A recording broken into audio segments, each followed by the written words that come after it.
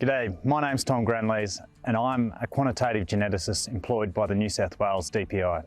With Sally Martin from Sheep Metrics and Julius van der Werf from UNE, we recently finished the 5-year UNE Merino Link DNA stimulation project co-funded by the MLA donor company. In 2018, the DNA project set a bold target of doubling the rate of genetic gain with a group of 30 stud breeders. Ralph Diprose of Rocklyn Merino Stud was one of the ram breeders. At the start of the DNA project, Ralph was frustrated ASBVs were not a good reflection of the true genetic merit of his sheep. Ralph committed to collecting sire and dam pedigree via genomic testing and a more complete data collection strategy. This allowed more accurate selection where the stud gained on average 7.2 DP plus index points annually through the life of the project compared to an annual gain of 1.1 DP plus points prior to the DNA project. That's an impressive 538% increase over a medium term.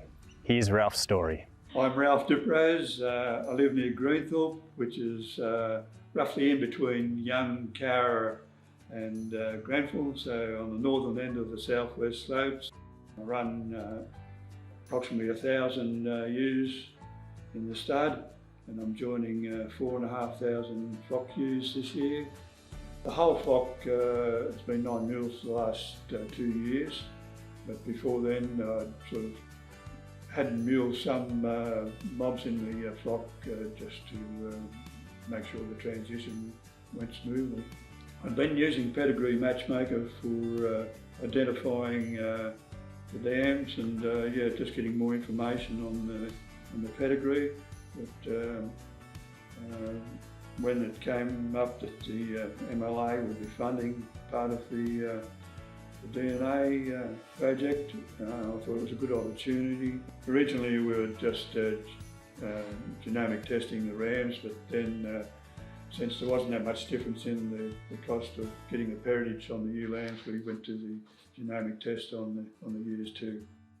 At this stage, the ewe lambs probably had an early breed treacle score and some body weights, but they haven't been shorn, so I haven't actually got the raw data on the fleece weights and the fibre diameter test. But I can look at the genomic test and get a good picture of how the ewe lambs are going to perform. I was looking at some of my breeding objectives that I'd set out 2 years ago, and the time span that I'd put on them, and might have been 4 or 5 years down the track, and I'm meeting a lot of those goals in 2 years. And I've noticed just in the last 2 years with my genetic trend how the growth rate, the eye muscle depth are really starting to climb now.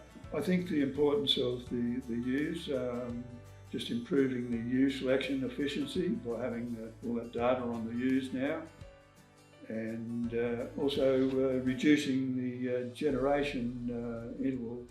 Like I noticed compared to some of the other flocks, the age of my ewes was a little bit older.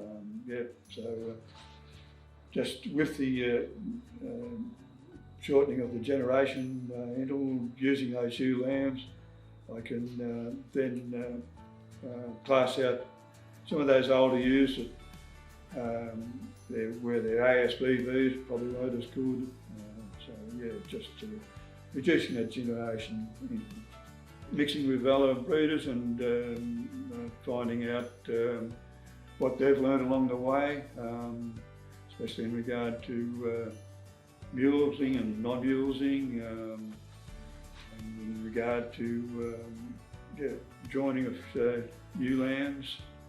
So just getting feedback and so on some of the rams that they've used and what's been successful and what hasn't been. So.